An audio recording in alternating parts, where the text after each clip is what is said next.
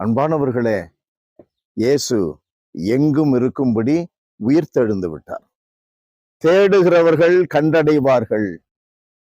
தேடுகிறவர்கள் கண்டடையும்படி எங்கும் இருக்கிறார். பூமியின் எந்த பகுதியிலும் ஆண்டவரை கண்டுபிடிக்க முடியும். கிறிஸ்தவனாக இருந்தால் மட்டுமல்ல, கடவுளில் நம்பிக்கை கொண்ட யாவரும் உண்மை, நீதி, அன்பு, சமாதானம், சமத்துவம் என்ற உணர்வு கொண்ட யாவரும் எந்த இடத்திலும் அவரை காண முடியும். காரணம், அவர் பூமியை விட்டு எழுந்து விட்டார். பூமிக்கு உரியவர் அல்ல, அவர் வெளியே வந்து விட்டார். அவரில் அந்த மனநிலை மிக மிக மிக மிக அற்புதமாக ஆழமாக இருந்தது. நான் உலகத்தை சார்ந்தவனாக இல்லாதது போல யோவான் 17:14 வாசிக்கிறோம். நீங்களும் உலகத்தை சார்ந்தவர்கள் அல்ல. ஆகையினால் உலகை சார்ந்தவன் இல்லை என்பதை அவர் நிரூபித்து விட்டார். வெளியே வந்து விட்டார். இந்த உலகம் அவரை கட்டுப்படுத்த முடியாது. ஆண்டவர் இயேசுவை குறித்து ஒரு வார்த்தை சொல்லுகிறார். என் ஆண்டவரை யாரோ எடுத்துக்கொண்டு போய்விட்டனர், எங்கே வைத்தனரோ எனக்கு தெரியவில்லை என்று சொல்லுகிறார்.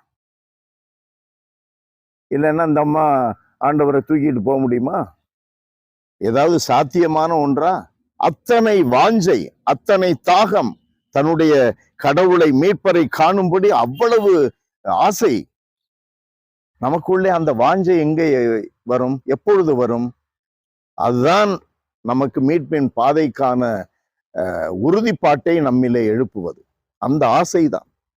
ஜெபிக்க ஆசை, விவிலிய வார்த்தைகளை வாசிக்க ஆசை, அதை உள்ளத்தில் வைத்து சிந்திக்க ஆசை, என்ன நேர்ந்தாலும் உண்மையின் பாதையில் நடக்க ஆசை, மனித நேயத்திலே வளர ஆசை, எவ்வளவு பகைவர்களாக இருந்தாலும் கூட அவர்களையும் நேசம் பண்ண வேண்டும் என்ற ஆசை.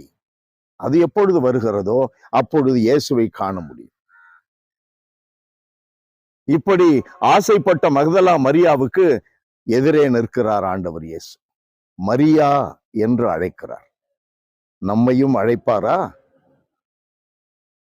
தீர்ப்பு நாளிலே நம்மையும் இயேசு அழைப்பாரா?